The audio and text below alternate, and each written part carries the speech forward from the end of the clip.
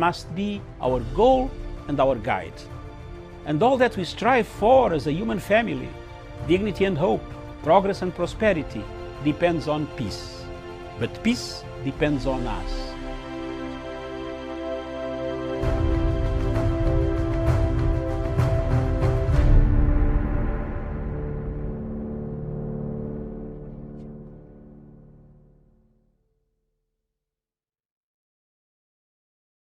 To you, and thank you so much for joining us. It is about 11 minutes past 11 here in Nairobi, East African time. My name is Miriam Ogutu. The show is Diplomatic Clicks, and on the show this morning, our topic that we have that we want to look into is Somalia falling to pieces, and my panelist this morning is Dr. Joseph Nyanchama from Nairobi. Daktari, a very good morning to you. Good morning, Miriam and my fellow panelists. Thank you for welcoming me to this particular discussion. All right, karibu sana. And we are also joined by Douglas Kirimi from Meru County. Douglas, a very good morning to you.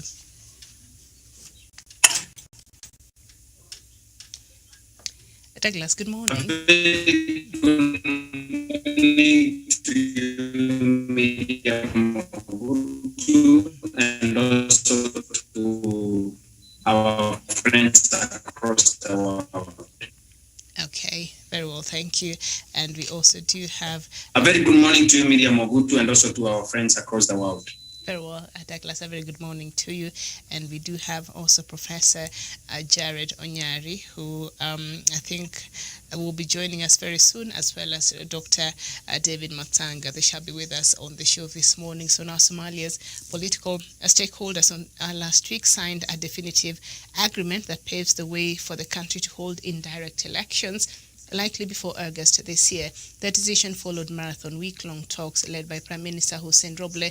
It allows the country to go ahead with the delegate system of voting as earlier mooted, ending weeks of uncertainty. Roble signed for the federal government and federal states leader Said Abdullahi Deni of Puntland, Ahmed Abdi Kwakwa of Galmudug, and Ali Hussein Gudlawe of Hirshabelle, Abdulaziz Mohammed Garin of Southwest, and Ahmed Mohammed Islam Madobe of Jubaland signed for their respective federal states. The governor of Banadir region and mayor of Mogadishu, Omar Mohammed Filish, also appended his signature for his metropolis, and that comes on a backdrop of Somalia refusing the mediator that had been chosen by the African Union to mediate through the process. There was a stalemate. They could not agree on the modalities by which they wanted to carry out their elections. And so the person that was appointed by African Union to mediate through this process, that Somalia's president had gone to the African Union to ask for that help.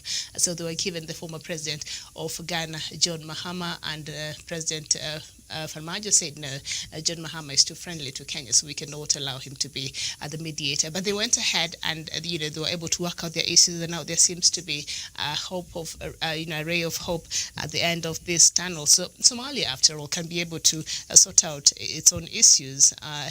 Douglas.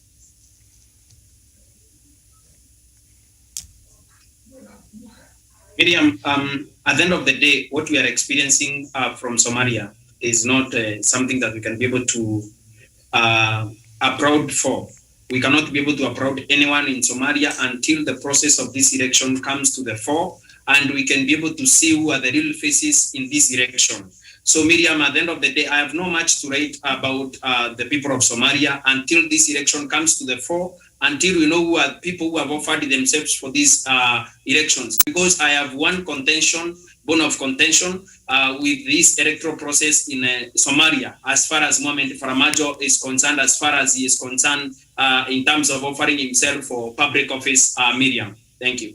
Okay, thank you so much. And what will that bone of contention be, Douglas, perhaps if you could share with us? I wouldn't want Mohamed Farmajo to continue offering himself for office with the problems that we have been able to see him putting the people of Somalia in, and also where we have seen him take the people of Somalia, Miriam. At the end of the day, it is Farmajo who has been able to bring to the fore the core issues of antagonism of Somalia and also their neighbors, including Kenya, on the issue of maritime boundaries. A man that has disrespected the boundaries that Somalia has been able to respect for over that 5 years as a country and as a sovereign country. We cannot allow Mohamed Farmajo to continue presiding over anarchy and suspending peace in Mogadishu, Miriam. Even the opposition, even the army itself is divided into opposition and also pro-government forces. We need to be able to have a person that is not polarizing, a non-polarizing character in Somalia, so that they can be able to take their country forward. If Farmajo offers himself for election, Miriam,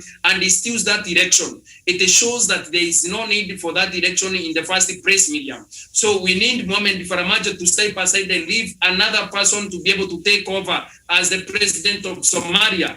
As far as Mohamed Farmajo continues being president of Somalia, we have no country there, Miriam. I submit. Okay, thank you so much, Douglas Kirimi. And my thinking, has always been if Somalia can go and aggressively pursue its foreign policy, surely they can sit down and decide on a mere election date. They're not able to do that for a long time, but they seems to have done it. And I think the question is, will the agreement hold? And should the agreement hold, then perhaps it could cement Somalia's ability to negotiate within themselves, Dr. Joseph Nyanchama. Some confidence there on the leadership of Somalia or the people of Somalia. Thank you very much. I tend to agree with Douglas that until specific issues come to fore is when we can authoritatively say that they are on the right path. But because of inconsistency that has been shown by the president of Somalia, Farmajo, it is even too early to say anything, by the way. Let me tell you, Miriam, something. And this has been a problem even with the developed countries cheating Africa, that the rules are the same. Fine. The rules can be the same, but the players are of different weights. It's like putting a very lightweight, a small child, because the rules are the same of boxing, does not actually say that the match is fair. We must consistently look at entirely from the beginning to the end. We look at the integrity of the players themselves.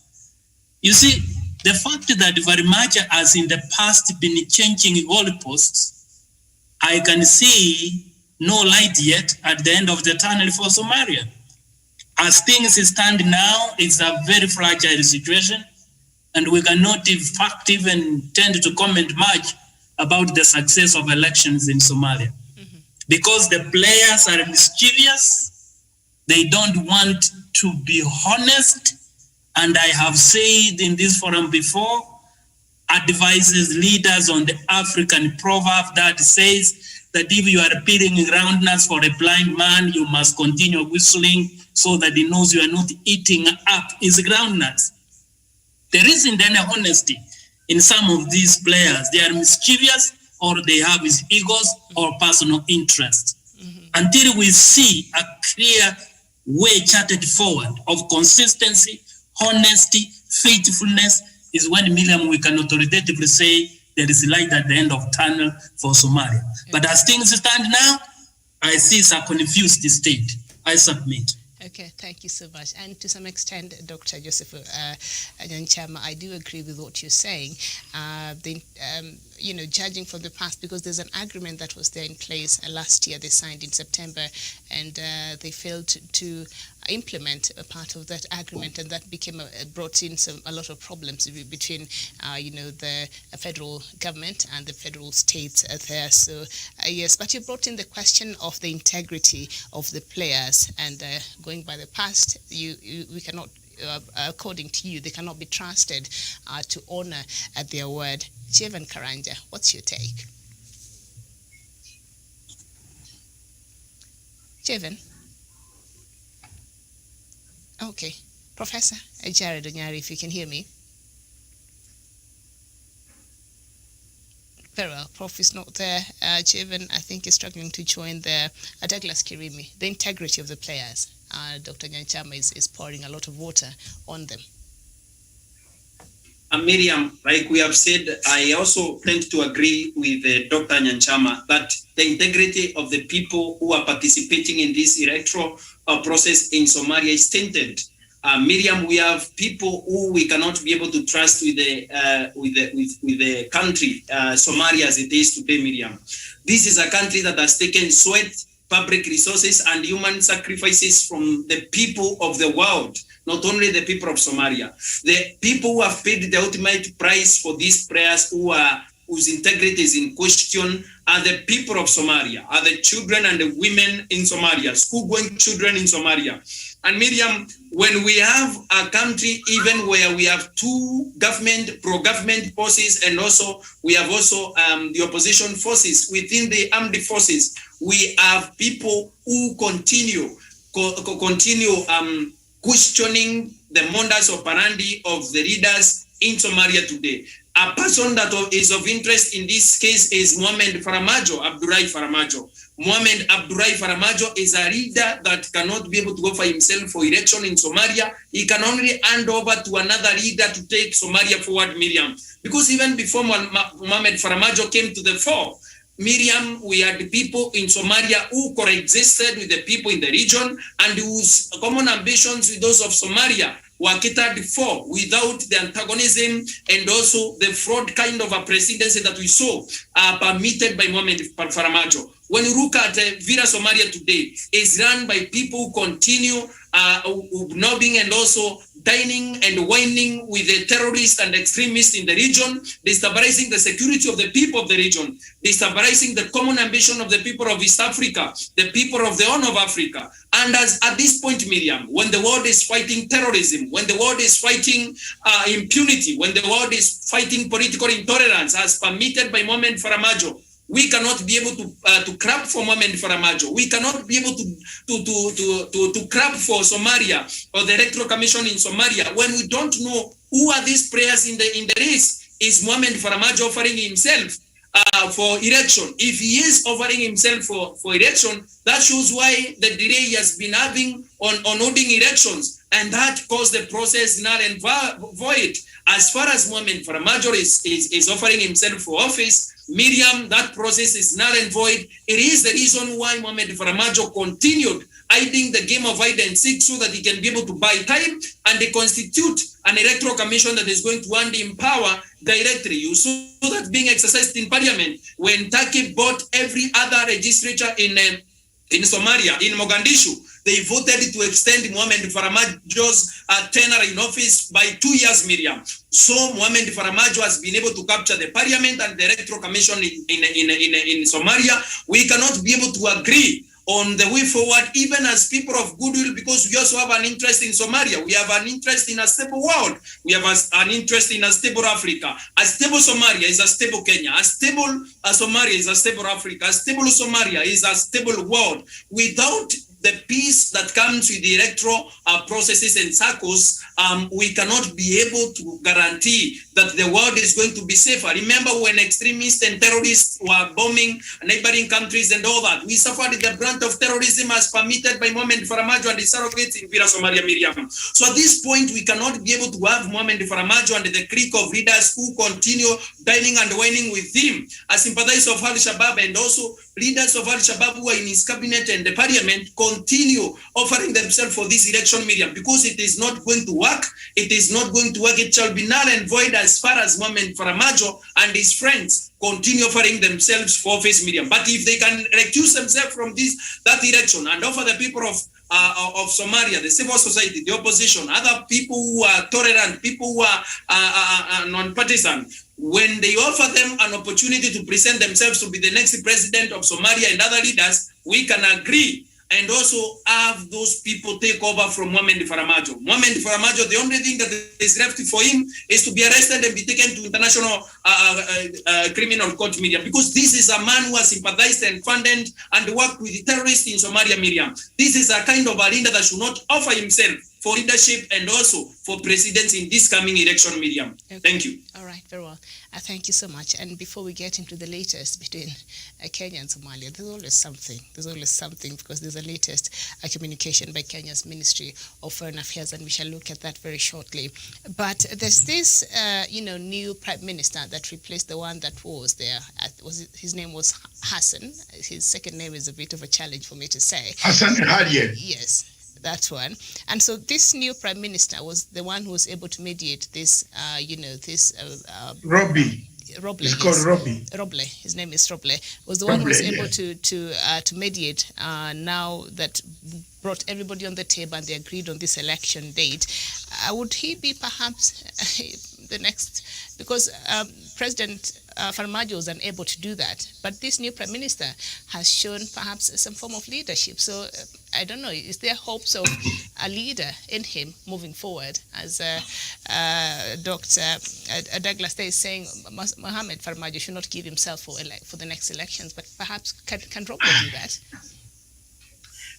Miriam, as I said this question, as we set this question as a detail this morning, we are looking at three ideas came up in my mind.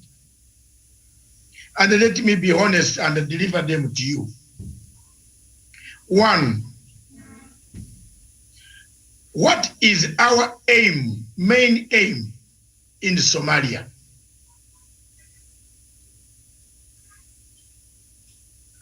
Have you written that question? What was the main aim of intervention in Somalia? Two, Somaliland, today, last week, this week, is holding elections. A country not known, not recognized, but known. Not anywhere on the map of the world, but known. Is a state within a state. Can there be a free and a fair election in Somalia when one state of Somalia called Somaliland is holding its own elections? Have you seen that? This is Somaliland, and Somalia claims Somaliland. That is their state. There are squabbles in Mogadishu for who should be the leader and who should hold elections. Now, I want to ask, is that viable? Three, has Africa and the African Union considered exit? And if there is exit, what are the repercussions of exit? Shall we form a Sharia state, a raw Islamic state with Islamic terrorists harboring in the Horn of Africa? And what are the implications? What are the implications of such a Sharia state? So if you have an Islamic state in the Horn of Africa, what are the implications? So can we consider on this panel as we are now in this show, those 3 points? Do we need to exit? If we are to exit Somalia, does AU have a program, an oversight? When will it exit Somalia? Surely, even a doctor, when he's treating a disease, and that disease is not curable, it cannot cure, it cannot heal. Miriam and the viewers of Punchline Africa Television, do you continue treating and treating and treating and treating when you don't know? Isn't it time for people in Africa to review their relationship with the leadership in Mogadishu. What type of leadership are we looking for? Are we looking for a leadership that shoots down all African suggestions? A leadership that thinks they are not Africans, but they are Arabs across the Red Sea. The leadership that wants Africa support, but at the same time thinks they are Arabs from the Gulf. Are we looking at such people? Let's be honest. Time has come for us in Africa to discuss. A state like Nigeria is falling to pieces simply because AU is not discussing these issues. AU is not bringing them. What is ailing Somalia is a poor management strategy by AMISOM. What is the role of AMISOM? Was to stabilize Somalia, create conducive conditions for the delivery of democracy. Are we delivering democracy therefore? Is it coming or not coming? I want the panel to engage itself to search, soil search. You do the soil searching and find out that it is impossible. Therefore, especially on point number 1, why did we go to Somalia? Why? We did not want. If your answers come the way they are coming in my head, and perhaps you can add another element that is frustrating Somalia. The frustration in Somalia comes from the United Nations itself. Miriam, the government of Republic of Kenya stood, wrote, advocated, took a statement, an agenda in the United Nations to blacklist Al-Shabaab as a terrorist group. Why has it taken so long for the people of the United Nations? Why didn't United Nations blacklist Al-Shabaab? Why is Al-Shabaab still operating legally? Why is it still transferring money? Why is it still buying properties across the world? Why? Why? Yet terrorist groups all over the whole world have been told don't buy property. We have not blacklisted Al-Shabaab. Kenya took a proposal, it was rejected. Maybe Miriam can tell me whether there is a new proposal that has been tabled that can soften my heart. So if you answer me all those 4 questions, a country within a country holds election, and your own country that you claim you are the owner of that territory, you can't hold elections. How will people in Somaliland be, accommodate themselves in a state that can never hold an election? Don't you think that you, like me, we are now swimming in the same boat? We are. As we speak today, linked to that, Judge James Crawford has died. May his soul rest in peace. He was one of the judges on the ICJ, International Court of Justice, case between Kenya and Somalia. He passed away, and I came across him. He has been there, and as much as I've been fighting to make sure that this case is never determined by the International Court of Justice, but determined by Somalia and Kenya outside the premises of ICJ.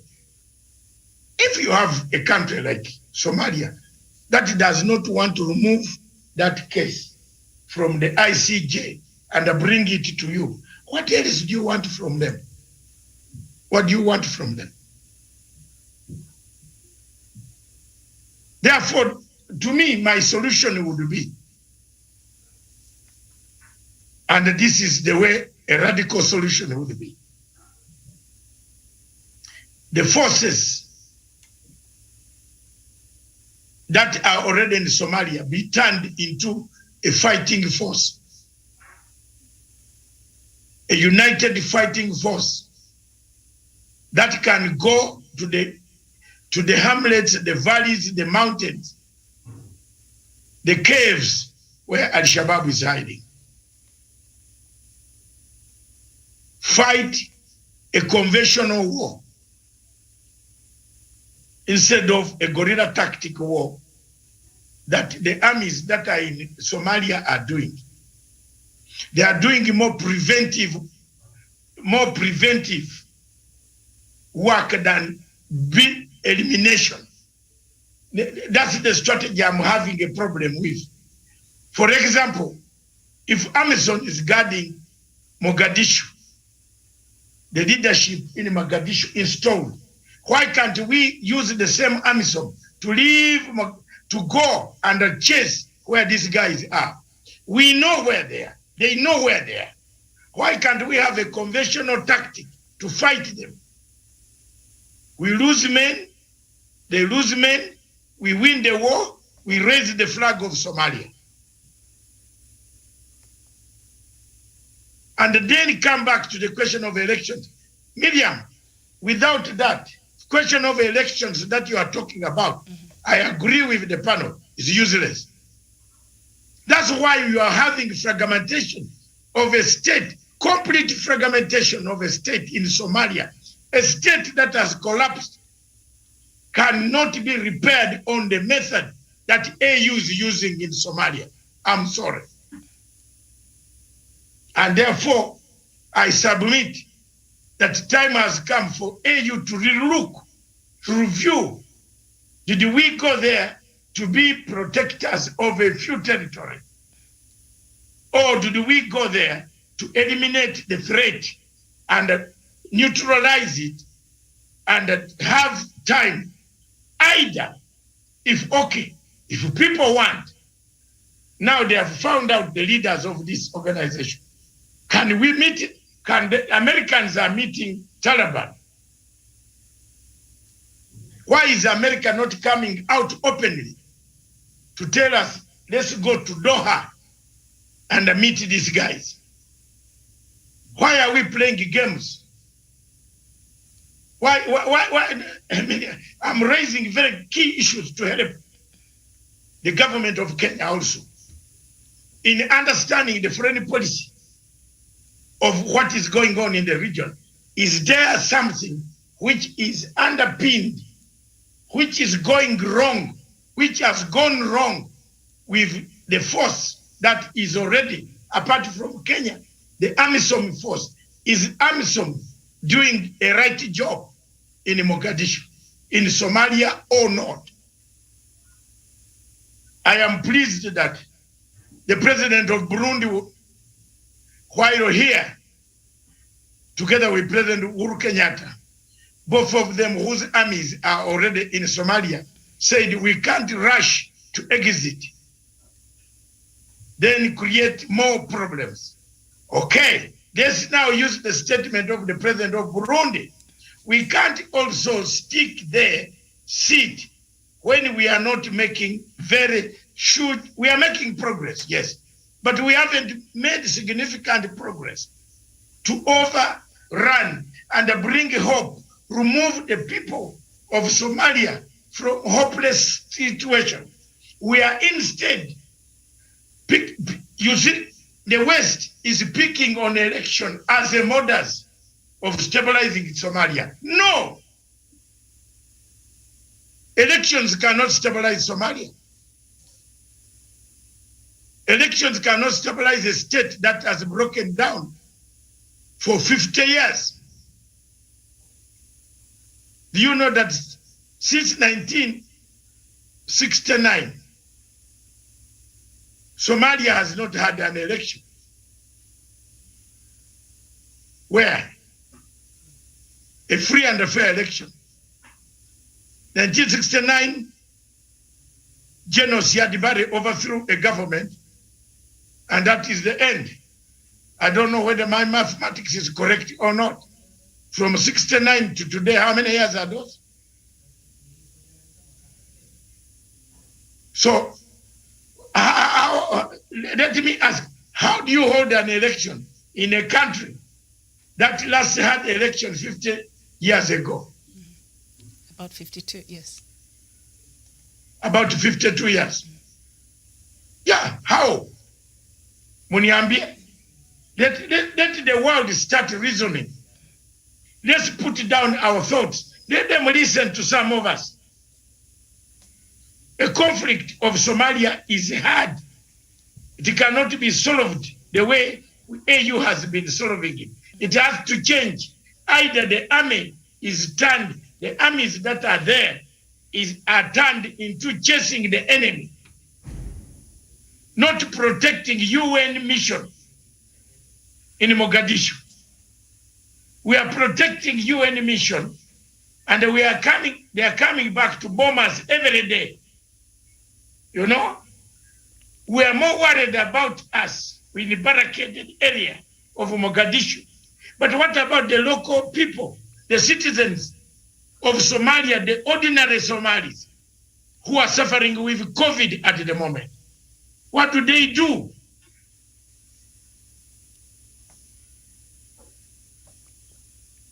What do they do? Okay, if America wants to change tactics on Somalia by negotiating with the leaders of Al-Shabaab, whom they have identified, don't tell me that America can go to the moon and fail to identify who's supplying the new uniforms that we see in Al-Shabaab's ranks. Surely, Miriam, are we not lying to each other here? Are we not? If I'm wrong, the Almighty Allah is here. There's something which is not right. Look, why? Okay, explain to me why the whole of Jubaland up to Kismayo is peaceful. Explain to me why not a single bullet occurs in Somaliland, in Hargeisa. Explain to me why there are bullets every time in the central, middle Mogadishu area and the middle part of Somalia. What is the problem? We have standing armies coming to almost 20,000 men in that region. What is the problem? Are we fighting, continue talking about the conflict as more Somalis die of hunger, diseases, now COVID? We don't know how many people are dying of COVID in Somalia. We don't know. Miriam, you and I, we don't know. Because the figures that are brought from Mogadishu. Some areas are impossible. There are people, Somalis, who need this help, who need a voice. How shall we reach there? How will they get that voice? Therefore, my sister, you can't talk about elections when there is no. I think Kirimi has been listening very attentive. I can see the voice and the coming back on your face. It's true. Those 4 points, and Dr. Joseph Nachama, Javan Karanja, those are cardinal points. Why did we go there? What is the aim? To remove terrorism. Have we removed? How many years are these? Are we adding more chaos? What is the problem? What makes it difficult? Can we turn that army into a fighting army? President Museveni across has a very huge army. And he wouldn't hesitate. If you gave him the mandate to come to Somalia and deploy UPDF to chase these guys, they will be having battles every day. And by the time we realize we could be at the shores of Red Sea and we have cleaned the whole place. You never know. Kenya, for example, if it was given mandate to expand its territory to Sector 1 and start looking for what they have done in the lower sector of Jubaland, to stabilize, to bring about peace for people to be able to grow crops, rear animals, do the business, do any type of economic activities.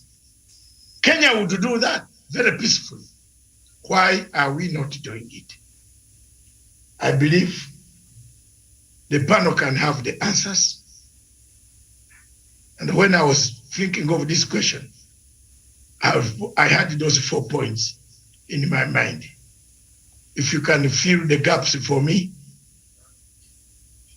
comrades, I will be very happy. Thank you. Okay. Thank you so much. A couple of issues then, pertinent question there that a doctor has posed for us this morning. The first is, what was the aim of going into Somalia, and a couple of years later, has that aim been achieved, and shall we continue being there? What is the exit plan? What is AU doing? Because the current strategy, as a doctor has demonstrated there, has not been working. So now what next? Jevan Karanja.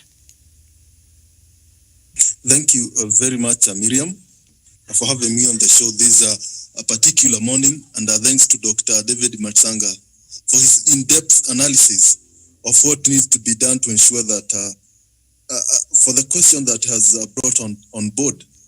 But Miriam, when you look at the topic that we have on the poster, Miriam, I'll say that and I agree with Douglas that for Somalia to stabilize, Farmajo must step out of power, or not give himself for an re-election as they prepare for the election.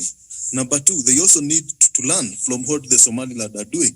They're conducting their 8th election, Miriam. Well, the people of Somali, they have not even have anything close to a credible elections, Miriam. And I remember last time they were learning and benchmarking in Uganda on how to carry a verifiable and credible elections, Miriam. Therefore, they need also to copy in terms of doing and having and allowing the democratic space to grow. They need to see what is being done in Somaliland, so that at least maybe they can copy 1 or 2, 3 things in terms of ensuring that they have a continuous election that is peaceful. Because what I see in Somaliland, Miriam, is quite something to be emulated. And Miriam, I was watching on our televisions, and I saw that last election, they had only 1 elected woman in the local government. But now as we speak, 28 or about that women have given themselves to run for these offices. Therefore, this means there is growth and there is progress in terms of encouraging even gender partiality when it comes to the leadership and especially the elective position, something that I don't think it's anywhere in Somalia. Therefore, these are some of things as I compare the two, the country and the state within the country, Miriam. You see, the state, the Somaliland, is doing quite better in terms of the electoral process. Also on the issue of Kenya and its troops being in Somaliland, for me, the first question of Dr. Masanga, Miriam, yes, we went there to stabilize the country, to fight the Al-Shabaab and terrorism, Miriam. I will not say that we have had a successful, or we have achieved 100% what we aspired to do, but at least we have made some progress. We have seen the Kenyan army attacking some Al-Shabaab, and maybe before they carry out their attacks. We have also seen the Kenyan army trying to protect innocent Somalis and civilians from this kind of inhuman attacks or inhuman treatment from these Al-Shabaab. We have seen them rescue women and children who have been in captivity of these notorious group Al-Shabaab. Therefore, Miriam, we have made some success strides in terms, but we have not achieved fully, because today we still have the menace of Al-Shabaab. Last week, Miriam, they were in the country and they attacked, I think it was in Wajir, and they said one police was injured or so. Therefore, Miriam, when you look at this issue of bandits and terrorism, Miriam, in Somalia and Kenya, Miriam, we are not yet there in terms of saying that, yes, we have a free terrorist country in Somalia, but something have been done. And for me, that is something positive. Therefore, this means that more could have done if we had a government, if we had a leadership in Somalia that was welcoming to these AU troops, Unison, the Kenyan army, and so on, that could have given them an environment to carry their operations without interference. Therefore, the main problem is they were working in a country where the motherland, where they were supposed to receive a glory, where they were supposed to receive praise and to be given what it takes to ensure that they carry their operations well. They were denied. Therefore, that to me was not, they were not working in a conducive environment. Maybe those are some of the challenges they faced and made them not to succeed fully. Okay. Also, they were accused of illegal trade, Miriam. Therefore, these kind of allegations that were brought in board, I think these are some of things that demotivated them, broke their morale, and maybe they were not able to achieve what we aspired when we were sending them there. But at least something has been done, and to me that is good.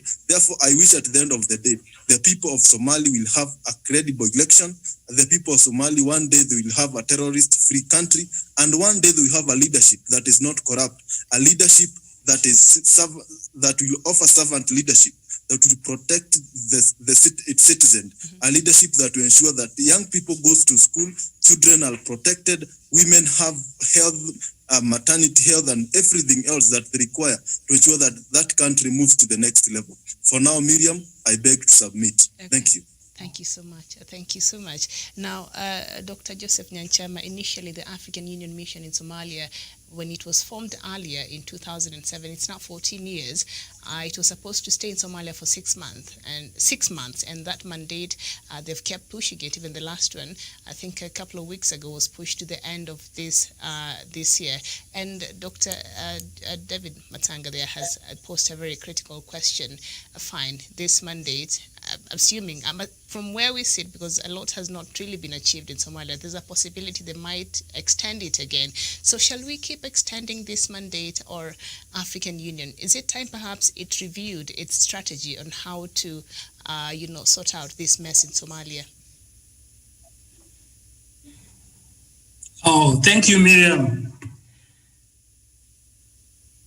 Hello. Yes, I can hear you. Go ahead. Thank you, Miriam. Dr. Masanga has brought a different dimension, interesting one, which we needed to explore. First of all, Miriam, am I clear? Yes, you are. I can hear you. Go ahead. Oh, you can hear me. Yes, thank you. What I was saying is this. I think my perspective is insight has also triggered me to bring forth to the panelists the phenomenon of the black and the red ants. Allow me, if you collect 100 black ants and 100 red ants, put them together in a glass jar, nothing will happen.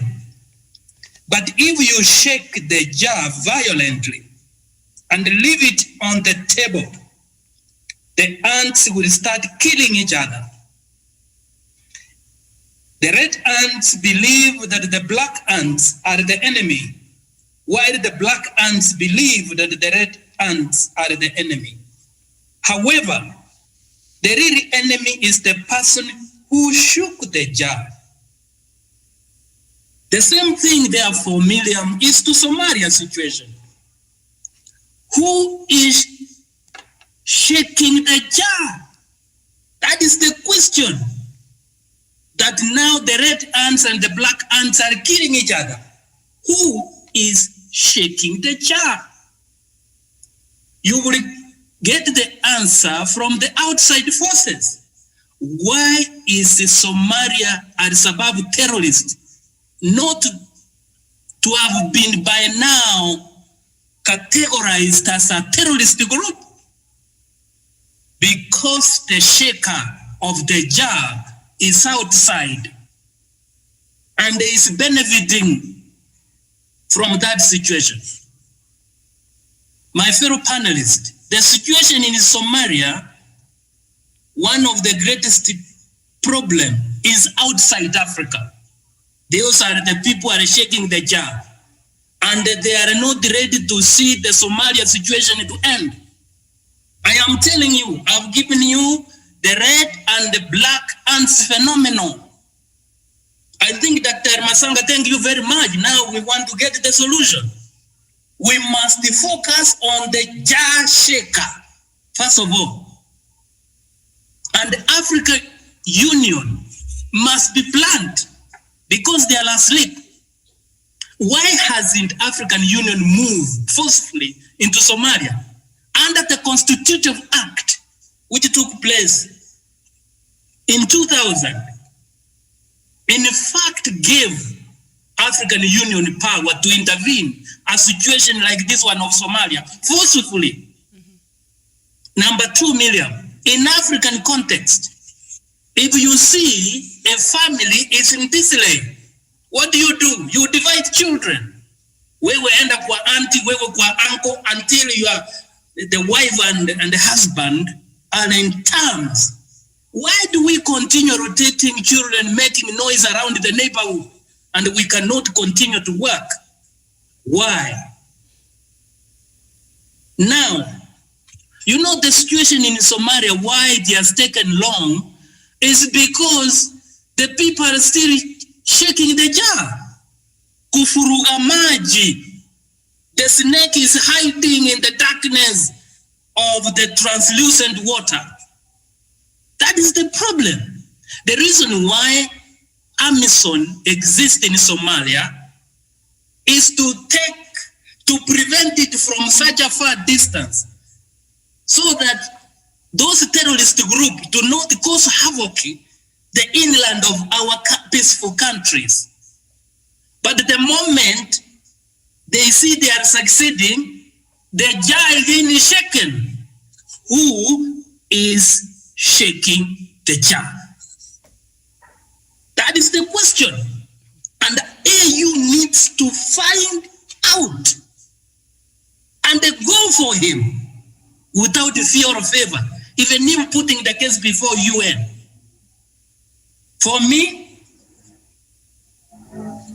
I am telling you, and I agree with Dr. Masanga, the issue of election is another strategy of shaking the jar further. Kufuruga maji is another dimension of bringing intricate conflict in Somalia. I am telling you. So, what is the way forward? Let's find who's shaking the jar and seek the solution around there. Let's defer the elections because that is a strategy of kufuruga maji further, and find the lasting solutions. Because the variables are changing. You know, when you put several variables in dynamic mode, you will never find a solution. You feel that you are succeeding, you find things have changed. That's why you see they are a continue fighting to prevent Al-Shabaab. Why has in the USA categorized Al-Shabaab as a dangerous group? A terrorist group. I submit for now, Millions. That is my perspective. Very well. Thank you so much. All right. Even adding more perspective to what Dr. David Matanga had said there earlier. Douglas Kirimi. Somaliland. Further. Douglas, you have something to add? Bring it. Yes. Miriam, when you look at it, Dr. Masanga asked a very pertinent question. He asked that, did we achieve the mission of going to Somalia? We did not.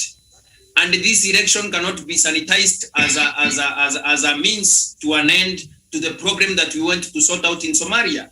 What we have had since Mohamed Abdullahi Farmajo came to power is a prolonged course of why we went to Somalia. Mohamed Farmajo continues being a threat to peace, stability, and progress of Somalia, the Horn of Africa, East Africa, Africa itself, and the world at large. Because Miriam, as soon as this man offers himself for election in Somalia, he will continue entrenching his pro-Turkey, his pro-Qatari, and his pro-Norway policies in Somalia, and especially geared towards the region and geared towards stealing the wild resources of people like Kenya in the Indian Ocean. And also, Miriam, we need to be very true to ourselves. We did not achieve the purpose on why we went to Somalia. And we cannot continue cheering and clapping for people of Somalia to have Mohamed Farmajo continue entrenching the cause why we went to Somalia. And Miriam, as I make this remark, when Farmajo offers himself for office, that process is null and void. Like Dr. Masanga said, it beats logic why we went to Somalia and why today someone wants us to clap for people who want to give us a challenge in the name of an election to entrench the rule of Mohamed Farmajo, since the parliamentary way of grabbing power for more 2 years did not bear fruits for him. As far as I'm concerned, we did not achieve our mission in Somalia. We need to first do that, pacify Somalia and leave it in stable hands. And those pair of safe hands are not Farmajo's hands. Thank you. Okay. And Douglas, before I go back to Daktari also, when he was talking, he reminded us about the elections that were held in Somaliland. I think, was it on Monday? And we've not had any bombs go off. We've not had people killed or buildings being brought down. They went to an election, and that was that. Why is that impossible in this other side of Somalia? Miriam, we cannot have elections, free and fair elections in Somalia when we are even having a divided military forces in Somalia. We have a pro-opposition section of military and also pro-government forces. And that shows the distrust that they have against the leaders in Somalia. People who continue staying in power through the help of Qatari, Norway, and Turkey in Villa, Somalia, led by Mohamed Farmajo, are people that you cannot trust, Miriam. The civil society is crying. The women and children in Somalia are crying. The Roi Proi are crying in Somalia. In Mogadishu, business people are crying. There is no stability in Mogadishu today. Why? Because the people that are there are people of questionable integrity. People in Somaliland and also Puntland those are places, Miriam, where you can do your business without any interference. But at the end of the day, when you come to Somalia, Mogadishu, that side of Somalia, you have problems upon problems that are brought about by greedy leaders, people who are self-centered and people that are not patriotic to the soil and the flag of Somalia. As long as Mohamed Farmajo continues serving partisan interests of some countries and serving his own selfish ambitions, we cannot have a stable Mogadishu. We cannot have a stable federal government of Somalia. They cannot hold free and fair elections, Miriam. Okay. And that's why I remarked and said that if these people who continue cheering Mohamed Farmajo toward elections are giving him time to have an electoral commission that he can control, and that's the reason why he has been prolonging this election, Miriam. What is the problem with Mohamed Farmajo getting the people of Somalia, the federal government of Somalia together to vote like the people in Somaliland? Okay. They continue being beaten by Al-Gaisa, Miriam, which should not be happening, Miriam. Thank you. Thank you so much. Doctor, back to you.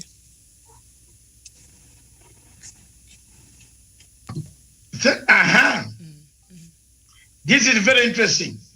And I told you, the more we go deeper, have you seen me? Any student of international relations would agree with me that even if we have so many obstacles piling in, even if we have not obstacles, even if we pile in containment measures, as long as the bottom line remains insecurity,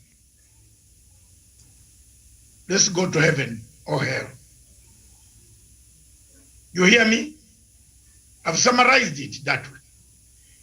Even if you buy, Dr. Nyachama will agree with me. A heart is sick. And you continue to pump blood even on the top of the blood of the heart. That kunywa, drink. Dr. Nyachama brought this thing of shake the jar. Shake what? Sijui the jar. Those black ants and the red ants or whatever. Me, I am bringing the heart. Omutima mufu. Omutima in raw uko Somalia imekufa. Tuko kwa intensive care unit. Somalia is in intensive care unit. Agree or disagree? Whether you like me or you don't like me, it is your problem. I say the truth. The strategies that we initiated of entry into Somalia have become obsolete. Can I say that again? They have become obsolete. Therefore, imekufa, strategies imekufa. Dynamics on the ground have changed. The government itself has joined hands together with the same some of the people. If you see the money truck, how the money is trucked from Qatar to Kampala through the mafia, it arrives in Somalia. You saw. The last 2 weeks we have been talking about these things. It's not a lie. The state is collapsing. Like on Friday, we are going to see the state of West Africa, Central Africa, North Africa, how the states are collapsing. Nigeria, the entire West African states, Cameroon, Mali, Chad, Libya, they are collapsing. Because there is a central problem, Miriam. The central problem of collapse of states is insecurity.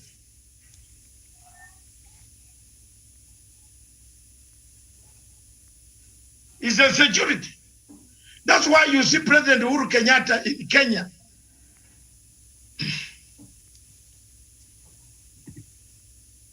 Is crying so hard.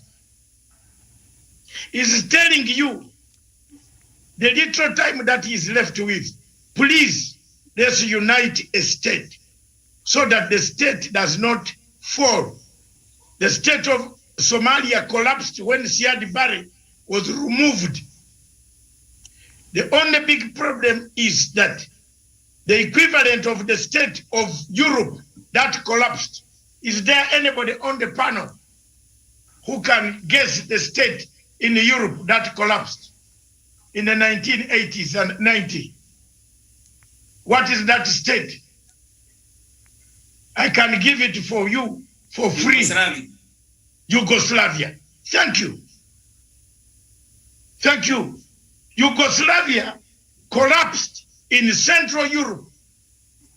Field Marshal Tito was in charge of Yugoslavia. Before Yugoslavia collapsed, did any of you know that there were Albanians, there were Bosnians, there were Hefdo, there were this Kosovo? Did you know? You didn't know. Now, what is what the Europeans are doing is something double standards. And Miriam, believe me or not, oh yeah, what I've been telling here is coming true. Did you see what happened in the African Parliament in South Africa? Did you see it? Did you watch the drama on the floor of Pan-African Parliament? Isn't it what Matanga has been telling you here? It is what I've been telling Africans day in, day out. Some of them think I shout for nothing. Look at what happened in South Africa. In the Parliament of Africa. The French-speaking Africa has always been taking power because they have the numbers. The English-speaking Africa, this time led by Zimbabwe and South Africa and other countries, said, no, enough is enough. And that is a good stand for you, an African, to listen to me. Have you seen the problem there? Someone has come in the middle to capture a Pan-African parliament by delivering a French president of the parliament. They have delivered a French chairperson of AU who gave us, who has not changed the policy of AMISOM. What is AMISOM's policy? Okay. Another thing, I know Mr. Demolisher will not like what I'm going to speak now. But Somalia, the government there has worries. So we need an AU, as we shall see on Monday, 7th, a do or die debate that you shouldn't miss on the Horn of Africa, Miriam. A do or die, a very interesting, I invite academics. On Friday, we shall have a do or die on West Africa, ECOWAS, Nigeria, and other states crumbling. So Nigerians crowd on Friday. On that, we are sending out the poster. Sahel region, Chad, Libya, I want more people to come and see how Africa is falling. It is part of our duty to stop insecurity on the continent. It is part of our duty to stop insecurity in Somalia. That's why we went there. But if we are giving them more chakula, food, what? When shall we end it? Miriam, when? The president of the European Union, when Yugoslavia collapsed, let's study comparative politics. When Yugoslavia collapsed, the Serbs versus Bosnians, Bosnians versus Kosovo, Kosovo versus Albania, European NATO went in, dropped inside the battlefield. Am I wrong? And captured key areas, protected a few. Otherwise, the Serbs were going to eliminate all the Muslims from planet Earth. Why is it that the European Union comes here to give us party meal chakula ya lunch? Wanakataa kupata hizi. They don't give us breakfast. Wanakupatia one meal that we shall pay for soldiers. Why are they not intervening? Why can they intervene? Send us arms, bring the ships around Red Sea. If America sent us 3 and Russia sent us 3 ships, warships with men ready on that sea, Walai ya Mungu, Somalia will be cleaned in 1 month. Am I wrong? Because they don't do because they are the ones shaking the jar. There you are. I'm saying this from the bottom of my heart. I don't want now to condemn only Mr. Farimajo. Farimajo found the problem. But has the AU changed the strategy? No. No. For the first time, I'm giving Farimajo, and Farimajo should be very, very happy with this.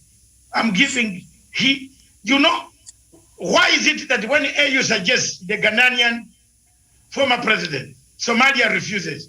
Because Somalia is faster in intelligence gathering than the rest of us.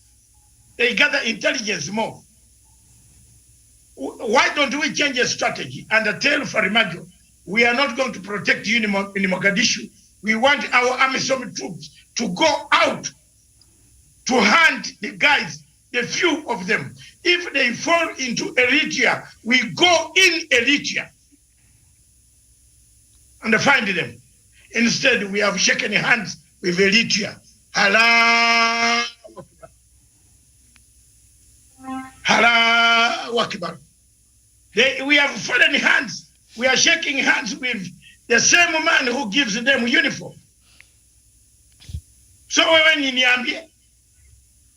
you tell me people here, we are giving it, where do these people get uniform? Miriam, have you asked? Where does the uniform pass? Which port? Who clears them? Who flies them in? Why is it that they look like a Saudi Arabia uniform? Why haven't we asked these questions? Why do we entertain these countries? Eat our food, enjoy our women in these countries. They enjoy them, misuse them. Yes, something they don't have there. And we laugh with them while they are supplying arms. They mistreat Ugandan workers there.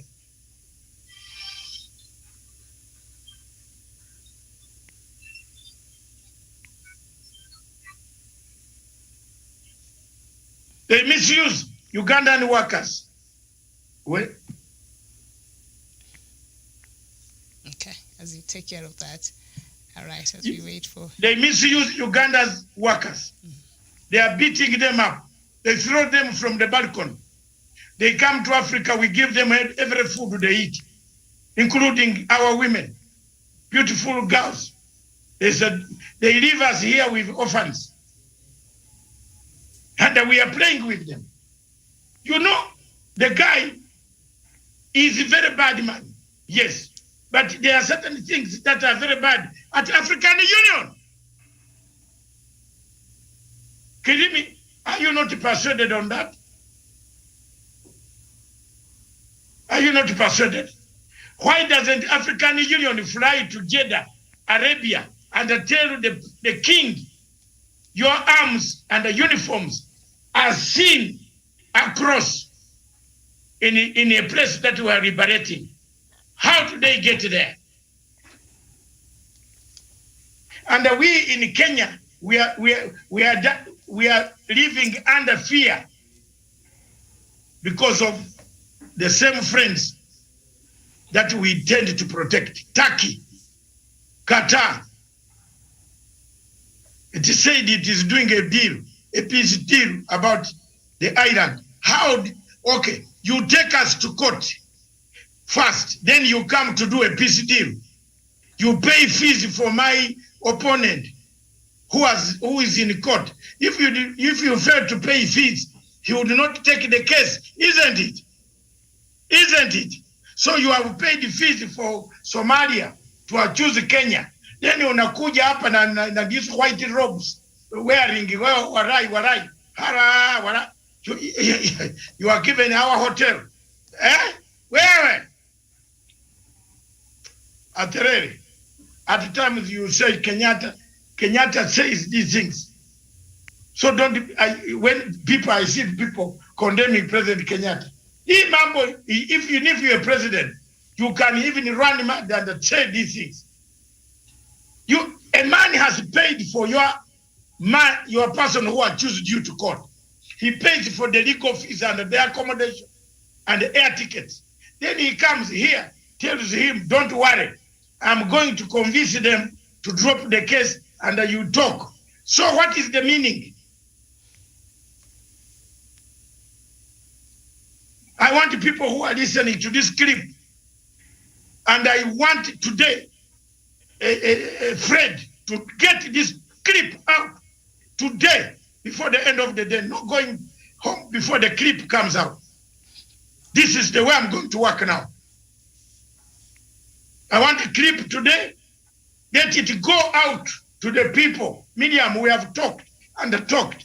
Maybe make a clip for people to understand the 4 reasons why Somalia is not getting liberated.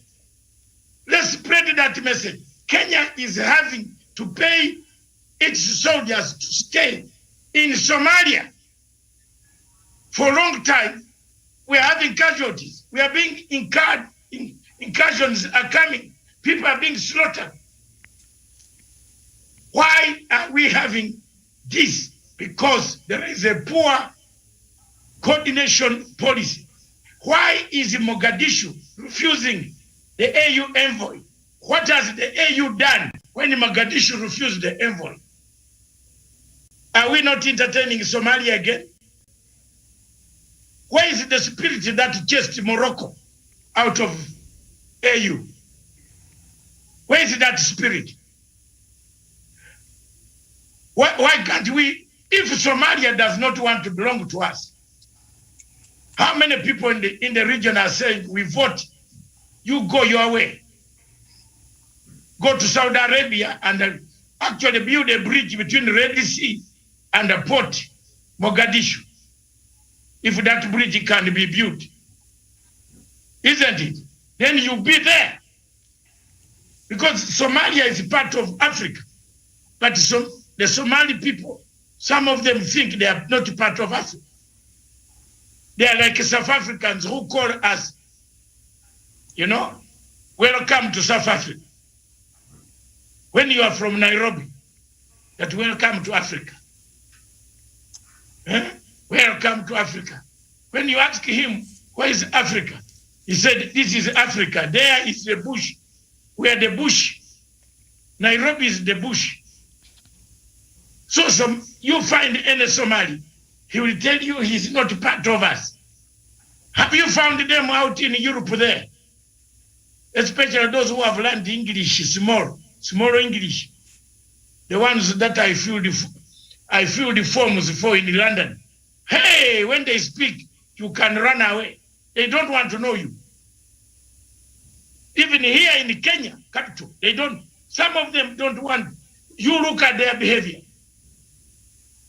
When they come to the hotels, they don't want to know you.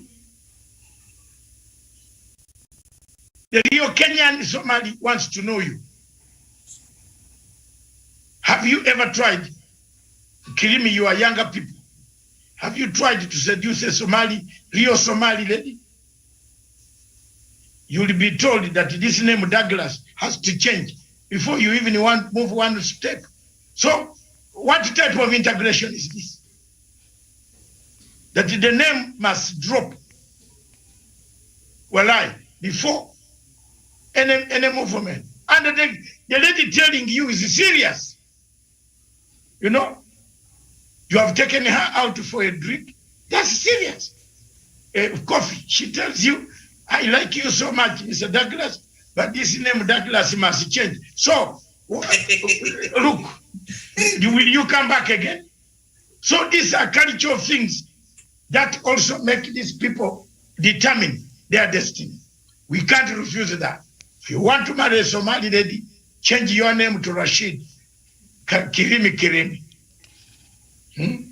Rashid Kirimi, or Abudu Kirimi. Instead of Javani, you say, Obudisimani Javani Karanja. These things do happen. So these are the things I'm telling you. Dr. Nyachama, these things are happening in our lifetime.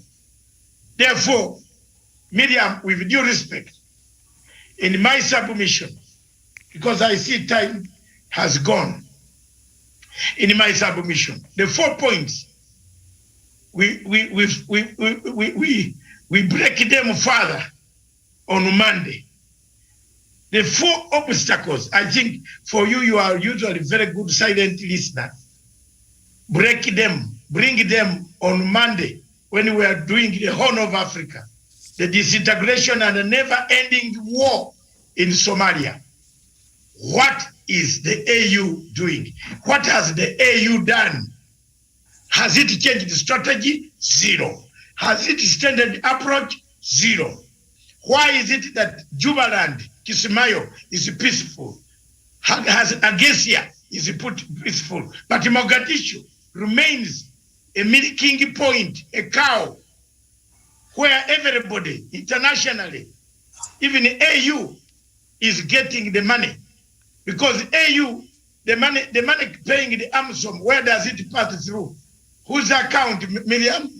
Whose account? It passes through the account of Musa Faki Mahamat Faki. That guy there in African Union. You tell me whether he brings all the money here. Miriam, does he bring the money here? Where? People are using that area of Mogadishu as a milking point. Therefore, this obstacle needs to be brought out. It is like a Boko Haram. When you tell Buhari, let's finish it, he promises you 100 days. Now he has promised us 7 years. Boko Haram is still eating people. Why? He goes to Paris, he asks for help, and he carries real hard cash back to Nigeria, or banks it in the names of his sons. I don't know how many years, maybe about 30 or so. You know, I want Nigerians to tell me how many children he has, because I've not seen any of his children very ambitious like himself. But Boko Haram continues to kill people and spread the bad gospel around Sahel region. We are losing it out, Jamil. I therefore submit that the 4 points, reasons why we entered, reasons why one region is peaceful or 2 regions are peaceful, and the middle one, even 2 regions are holding elections, and the middle one is not holding elections. Isn't it a milking cow? A cow for milk for everybody. All right.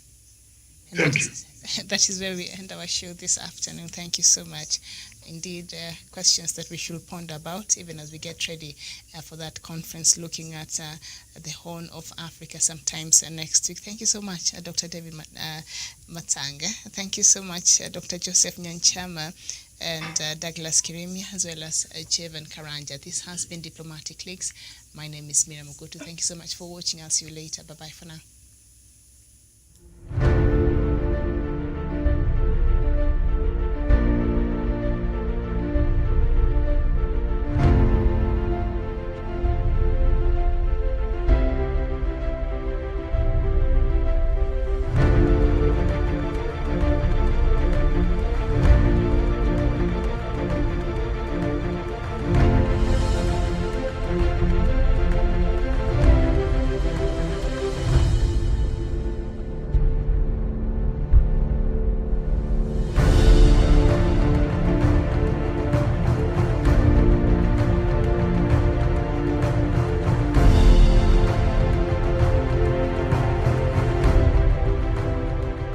Peace must be our goal and our guide. And all that we strive for as a human family, dignity and hope, progress and prosperity, depends on peace. But peace depends on us.